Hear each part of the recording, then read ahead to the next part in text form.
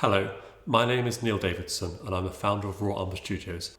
Welcome to another online portrait drawing session. This video mimics the structure of a regular life drawing class.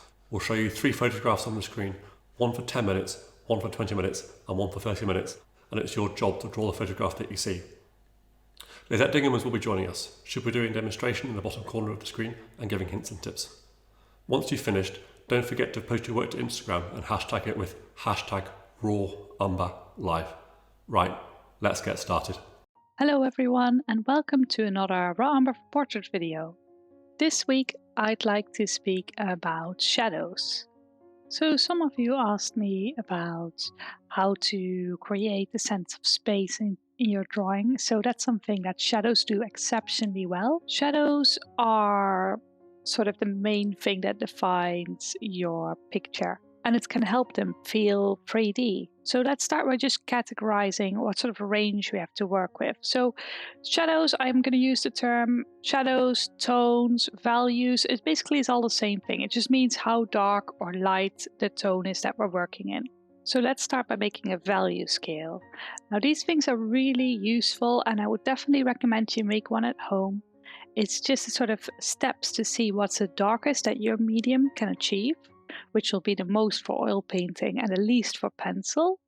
And you'll also see that 6B pencils can go darker than H pencils, for instance. So it's good to experiment to see how dark you can go using your medium. And then making steps to make them lighter and lighter and lighter up to the white of the paper. So let's take this middle tone for a second. When I put a black or a white square around them, the one with the black around it looks a lot lighter than the one with the white around it. And this is because our eyes look at the difference between tones rather than the absolute tone. So that ensures that even if something is in the shadow, we still know it's the same color as everything around, it's just turning away. But for drawing, that's actually a little bit of a handicap and we have to fight against this. So I know last week we ventured into the Loomis method a little bit, but I'm going to go back to my box method this week. So for anyone who's new, welcome, and I'll sort of take you through how I do it a little bit.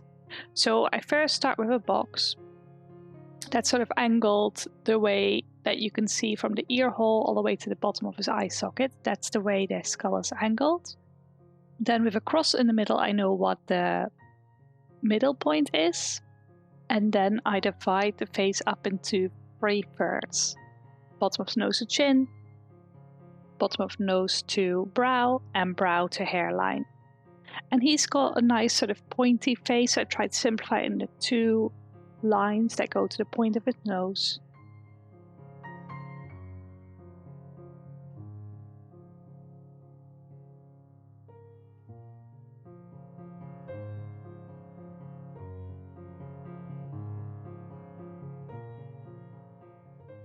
And I know that his ear is just behind that cross, and that's also where his jawline originates. So that's what I'm going to put in first. And then we've got the top of his skull, which is slightly rounded.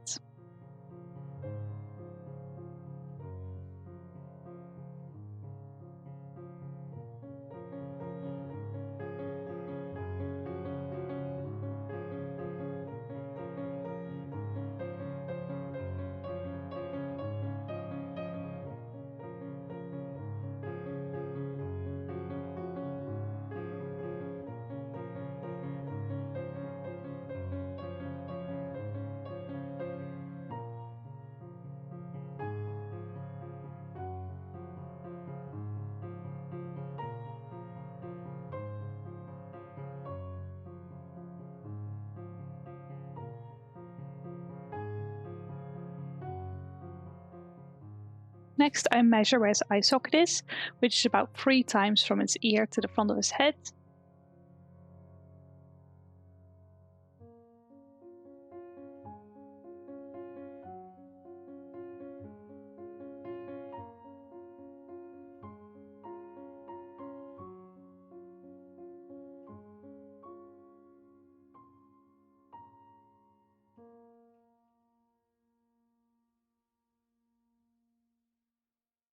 And let's try and ignore everything else for this exercise and just look at shapes. So think of this as, is this a long thin shape? Is this a triangle? And try and just move your way through the image. So for instance, in his forehead, I see a sort of line perpendicular to his forehead, and that's the line of the shadow. So I'm going to put that in. Then I can see a sort of triangle shape where his nose shadow, his eye shadow, and his nose shadow sort of go.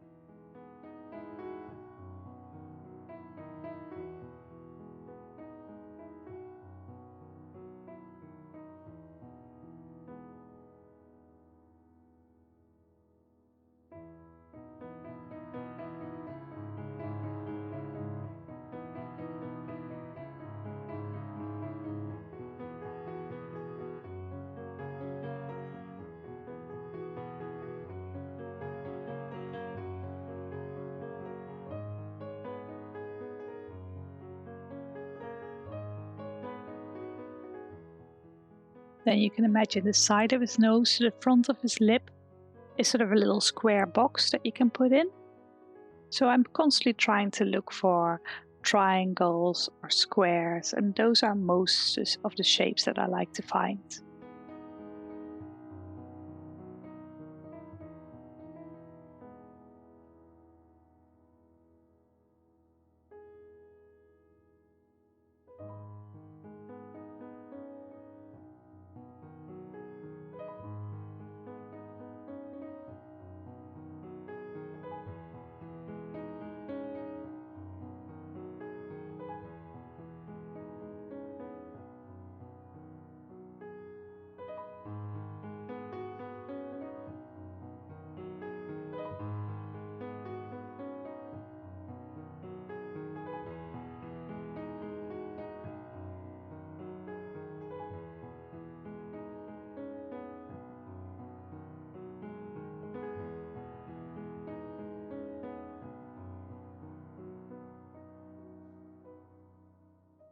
So his hair on the top is, for instance, like almost like a little house shape. Square on the bottom and triangular on the top. So I'm constantly looking for things that are like triangle shaped or more of a square or rectangle shape, but these things can also be combined. So for instance, if you put a rectangle and a triangle on top of each other, you've got a sort of like little cartoon house shape. But for instance, if you look at his nose right now, it's a triangle shape with some of the sides cut off.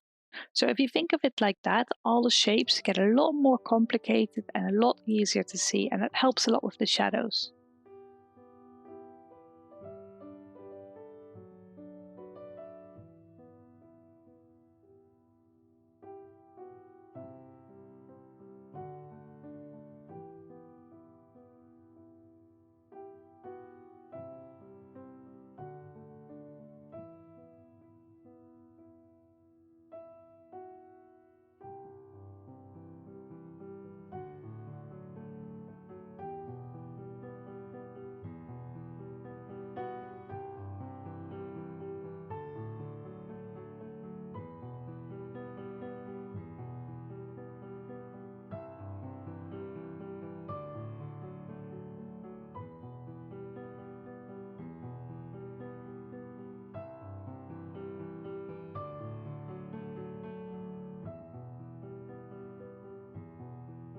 Okay, so I know it doesn't look like much at the moment, but let me just fill in the shadows with a bit of flat tone.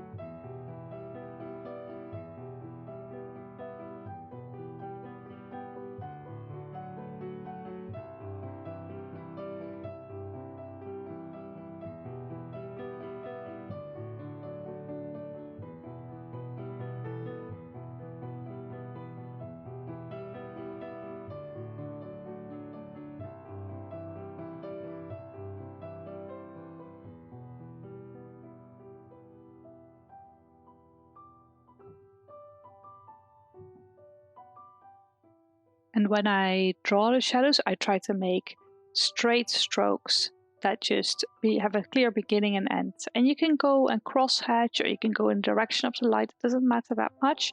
But the main thing is that you lift up your pencil after each stroke and try to create even pressure. And the main thing is to keep your wrist fairly stiff and to just draw from the shoulder, or if you're doing precise things, just with your fingers, but to keep the wrist sort of stiff to give you a more of a even pressure.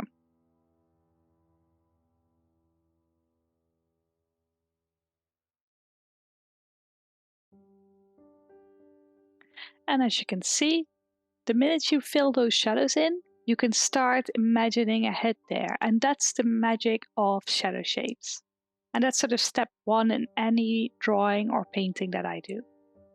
Okay, so here we are for the second pose. So in this one, I want to take the same principles we learned in the 10-minute pose, but just make them a little bit more complicated. So let's start with a light source. If you imagine a lamp going to the right like this, the light will spread out. Now, if you imagine that, there's 3 light molecules, or whatever you want to call it, in that little bit of light there. As you can see, as it spreads out, those also spread. So what that means is that something close to the light source will be more defined, will be lighter, will be clearer. And the further away from the light source, the more diffuse it will be. So that's called the fall off of light. But this also goes for shadows. So if that same light source casts a shadow, it will be sharpest near the object that it's being cast by, and the most diffuse the further away it is from that object. For instance, if I hold my pencil on the paper, you can see it's sharper and darker near where it's being cast and more diffuse away from it.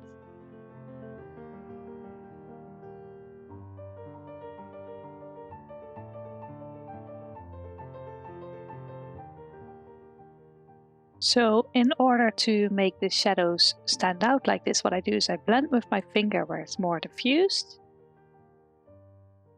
And I put in an accent, a darker accent, where it's closer to where it's being cast.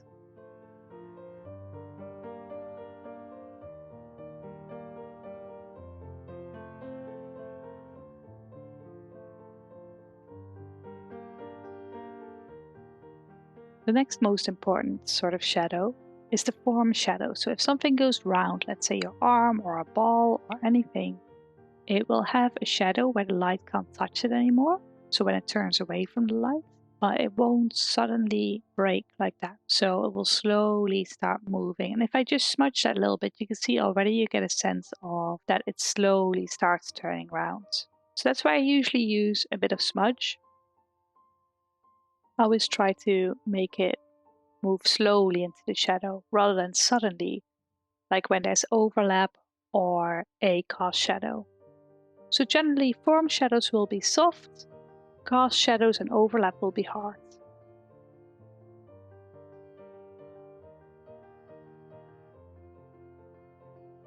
Now the last thing I want to show you, and I hope this is not too much information, is that if you have light coming on a ball or any object, has a cast shadow of course and a form shadow, but there's one last thing, and that is that the light will bounce on the surface that the object is sitting on and bounce back into the shadow.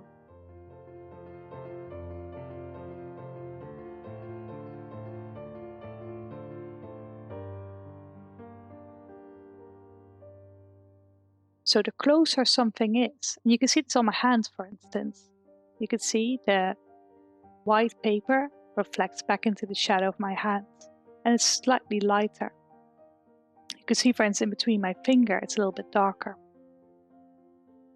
So what that means is that usually the shadow where it's going underneath something will be darker, so that's called an occlusion shadow, or where it just starts and hasn't been polluted yet by the bouncing light. That's where the shadow will be darkest. Now this session we're not actually going to work that much with reflected light, bounce light, but I did want to show you because I think that as our eyes like to see detail everywhere, it's important to know where to place it. So if you want to make a darker accent, on the edge of the shadows, where a cast shadow starts or where a form shadow starts is usually where you want to place them, and not place them in the middle of a reflected light that should be slightly lighter. Alright, so let's start with the portrait. So I'm going to start with my box again and divide that in half. That will be where the eye line is, and then divide it by 3 again.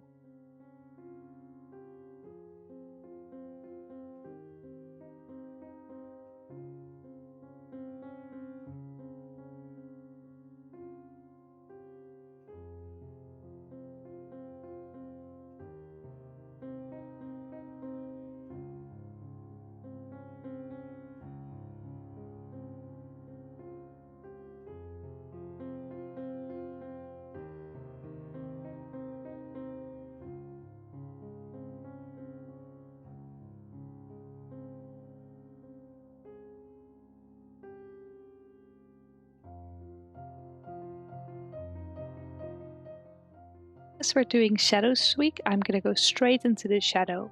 So I'm putting down a line for the bottom of his nose, a bit of shadow for the top lip, and a bit of shadow below the bottom lip. And then I'm going to straight away start working out where the eye sockets are.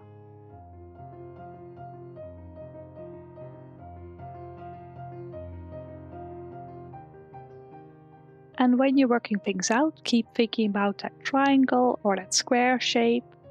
And it's good to check how many times something fits. So for instance, this eye fits about 2.5 times there. So I'm just fitting that in. So the nose is roughly the same as the width of his eye, for instance. So that sort of measurement is really useful to figure out where everything is.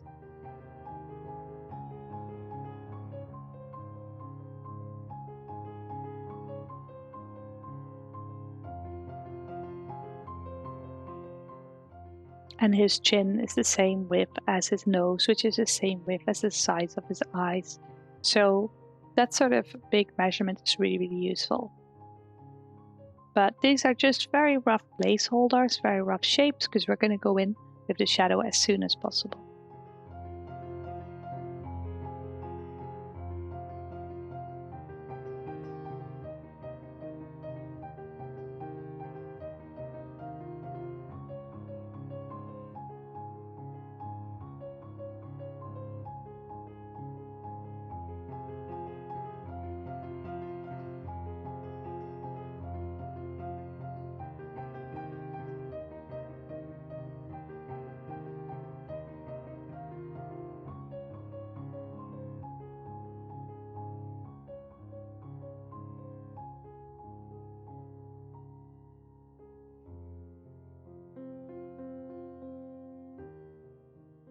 Alright, and when I do the shadows, I keep thinking, is this a triangle shape?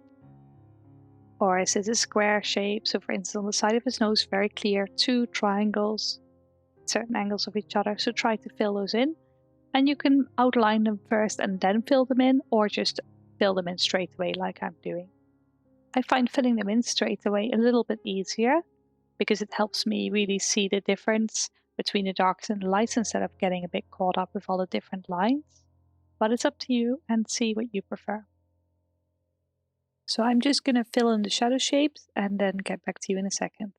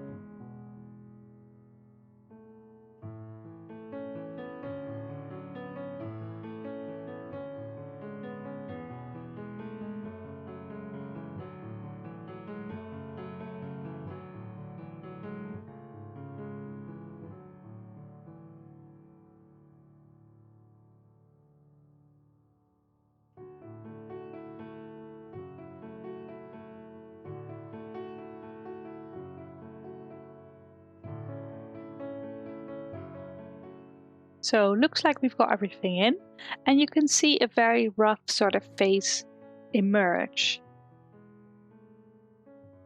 And this is called Gestalt, which is a German word, which basically means that people see shapes with just hints of stuff. So for instance, if you think of the WWF logo, the little panda, it's not actually a panda, it's just a black shape and a white shape, but we see a panda in there because our eyes are trained to figure out things with very little information.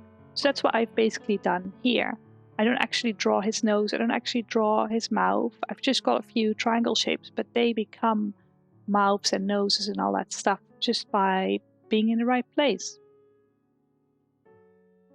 Okay, so now what I'm going to do next is I'm going to take my stump, which is just a bit of rolled up paper, but you can also use a tissue or your finger or anything you like. And what I'm doing is I'm just rubbing it in, which will make it a little bit darker because I'm filling up all the grains in the paper. And what I'm trying to do is keep thinking of those rules that we practiced earlier. So sharper where it just starts to cast shadow. So for instance, the nose, it just gets started by the nose and then gets cast onto his face. So it'll be sharper near the nose and darker near the nose and more diffuse and lighter the further away it gets. So that's what I'm trying to look for. I'm trying to look for those sharp accents that are near something that's casting a shadow or overlap as well. So for instance, his ear against the background is very clear overlap, so that can be nice and sharp.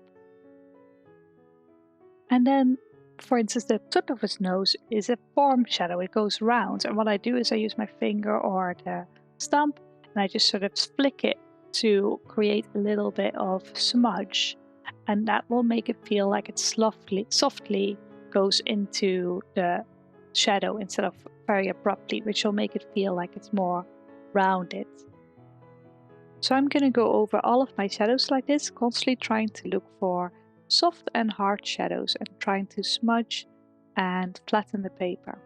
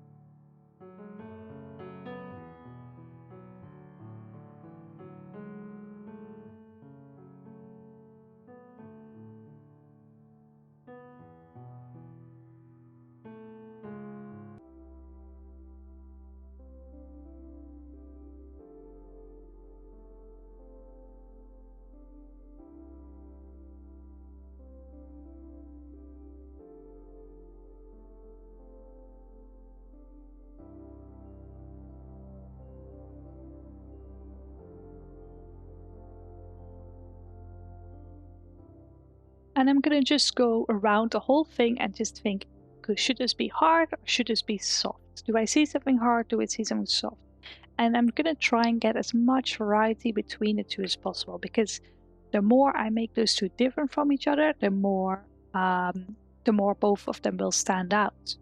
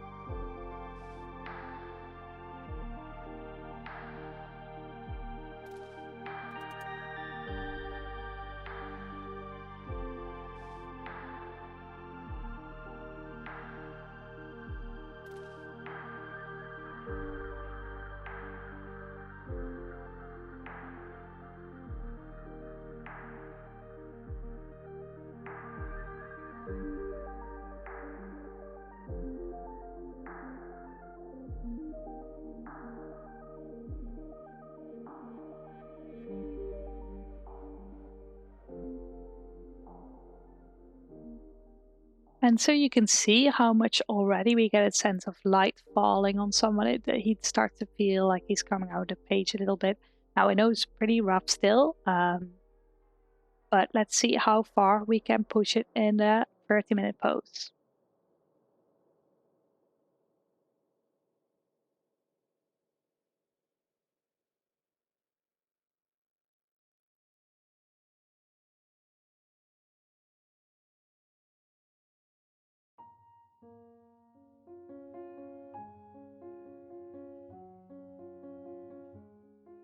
So here we are. No new concepts. For the 30-minute pose, we're just going to repeat what we learned in the 10 and 20-minute pose and see how far we can take it. So I'm going to start with my box. I'm going to try and figure out which way he's leaning. So I try to follow the center line of his face, which goes to the bottom of his chin, to in between his eyes, to the middle of his forehead, which is inclined a little bit, and then try to find a midpoint, which will be where his eyes are located. Then I look for how wide his face is, and cheekbone to cheekbone, it's about half that length. So I can put that in straight away.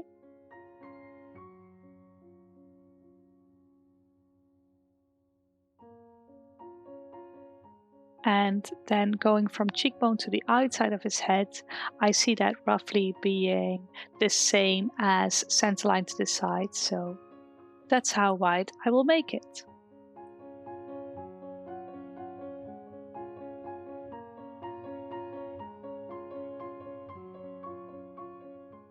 And then I can put a cross in on that side, find the midpoint, which will be where the ear will be located, and divide the face up into thirds.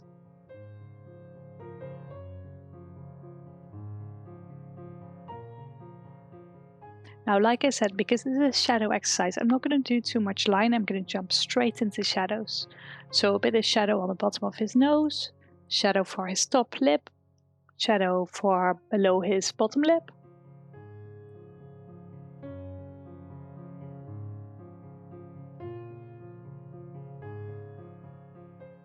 And if you remember, maybe from the front position, his eyes are the same width as the width of his nose, so I can put those in fairly quickly as well.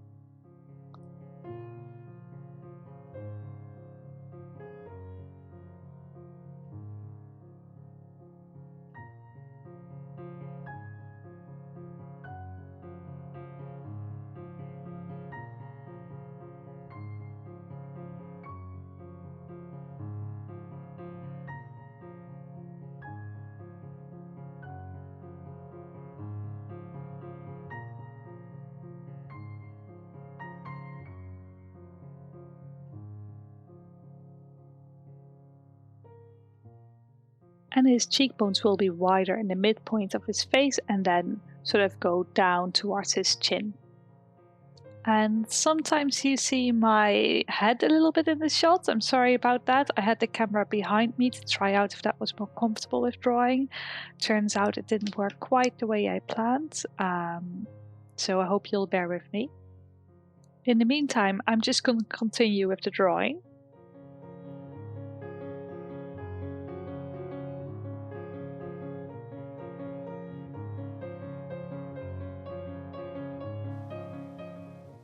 Here behind that midpoint. And now I'm just looking at the angles of the jaw and his forehead.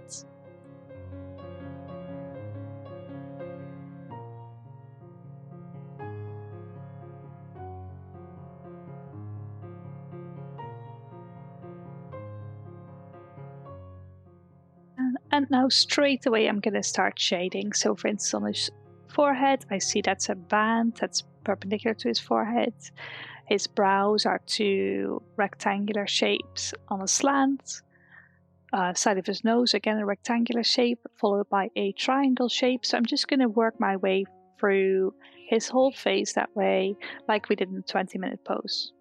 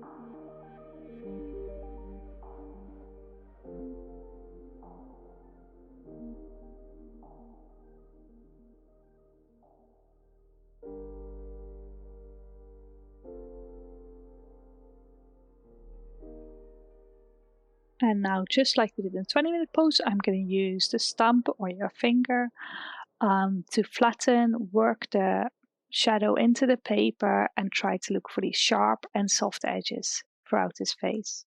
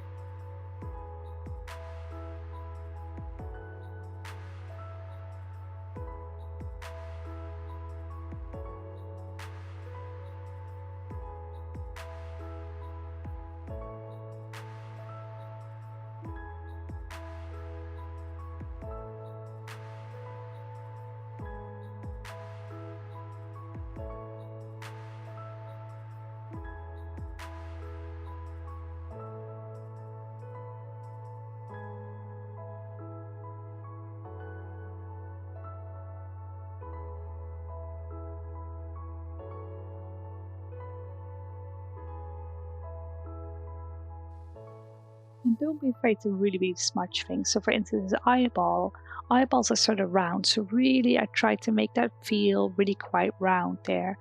And that will help me later when I put details on top. They won't feel like flat details. They'll feel like they go around with the shape of the eyeball.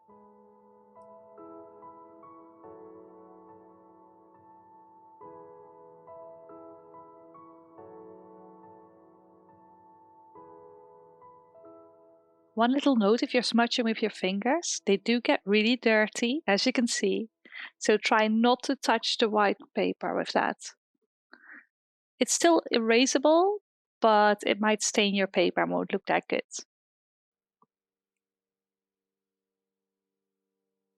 Okay, so I'm gonna continue smudging and finding sharps and smudging again for a bit and then talk to you in a second.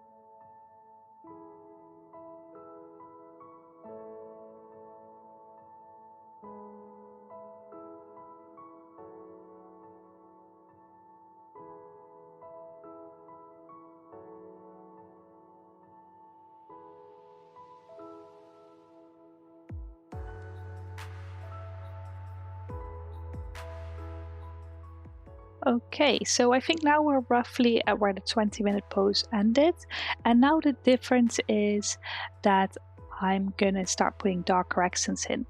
So as you may remember, the darker accents are usually where something goes really deep and underneath in the shadow, so an inclusion shadow, or where there's a beginning of a cast shadow. So for instance, I'm going to start with his eyebrows. His eyebrows go below into his eye sockets, so that's where I'm going to place my dark accent.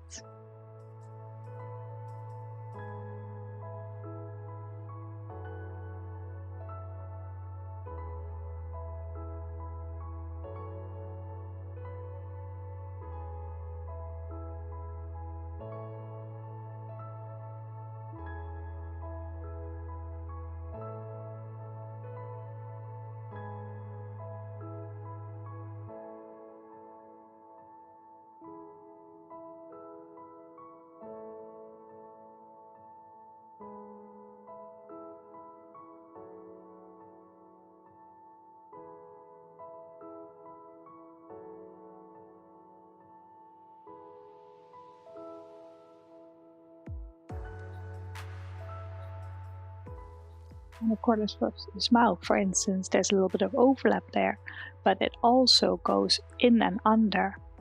So that's also a place where I put a darker accent.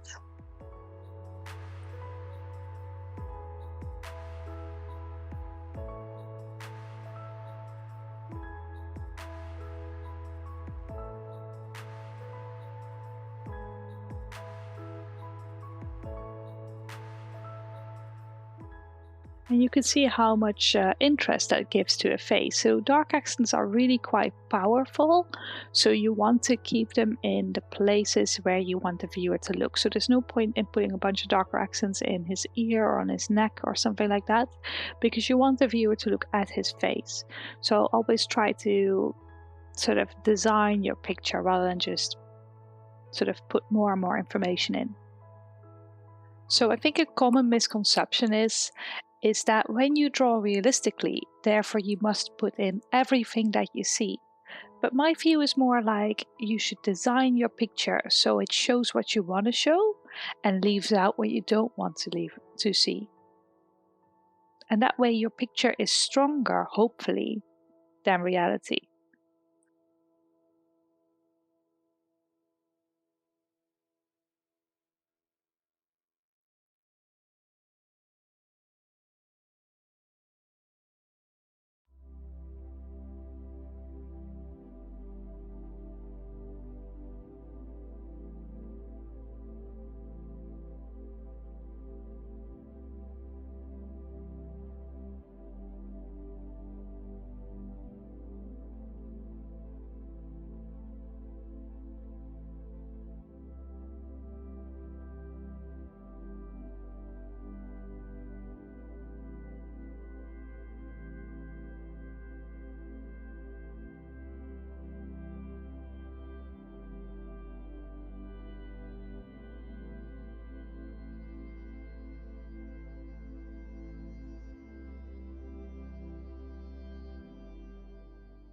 And while I'm doing all the dark accents, it's nice maybe to start putting a bit of detail in. So for instance, I'm putting in his eyes.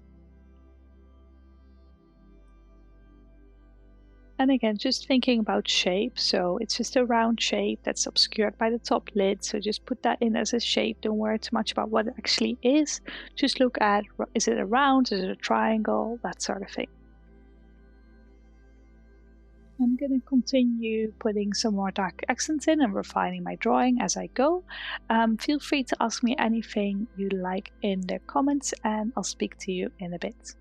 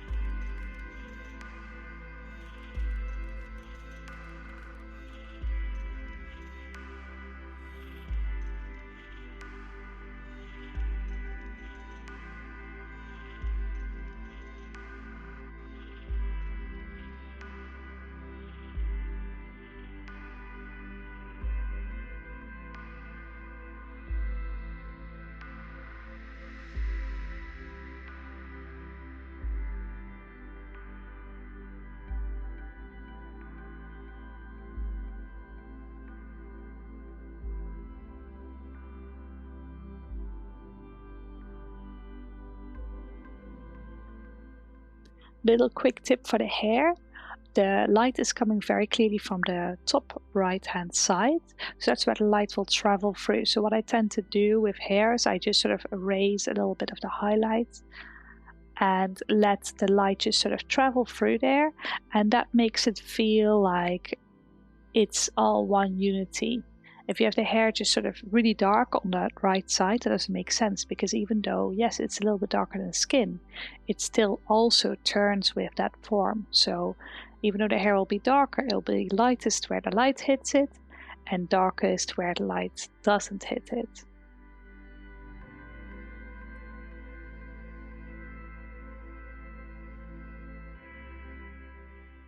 And as you can see, even if I erase the whole hair, it still feels like it's there. And that's also part of that Gestalt theory that I was talking about earlier.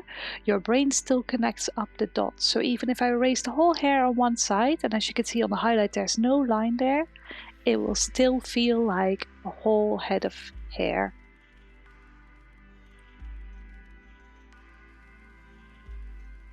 So I'm now going to erase everything that I feel could use a little bit of highlights. Everything's become a little bit dirty because I've touched the paper a little bit with my smudging. And I'm going to continue trying to pull out sharper edges where I need them, but also smudge areas where I think that they could be a little bit softer. And like I said before, that variety is going to make your picture come alive.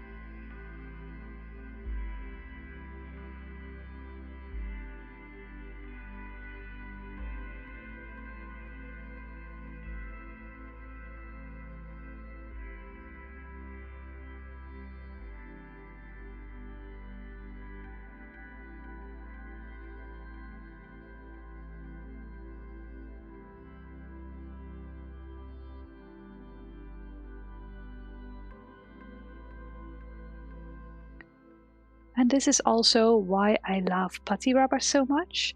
They can be so precise in finding these little highlights on the paper. And if there's any investments that you should make for your art, I mean, cartridge paper works perfectly fine and pencil works perfectly fine, but those awful white rubbers at the end of a pencil, please get a putty rubber, a nice grey one, nice and malleable. They're £1. You can order them online. And they're just so useful.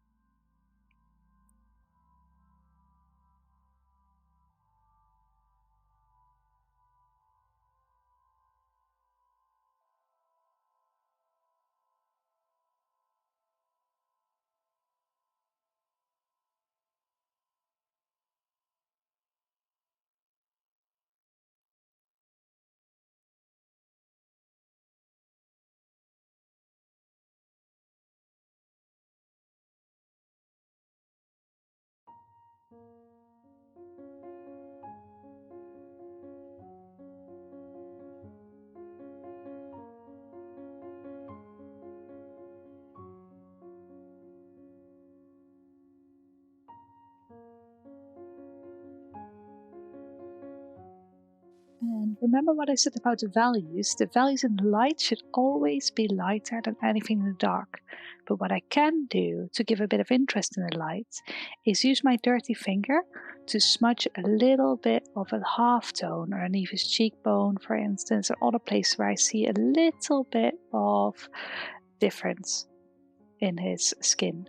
But really watch out, don't do this too harshly, don't do this too much, because before you know it, he just looks like he's just dirty. If that happens, just slightly erase over it and it will look fine again.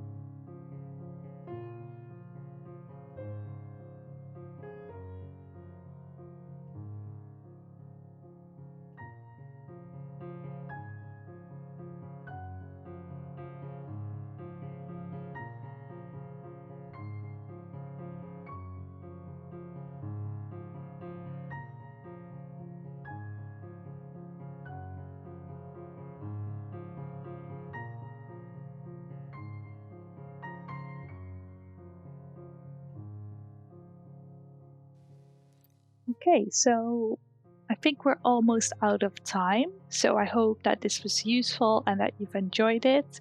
I definitely really enjoy working this way. I really like working with values and tones.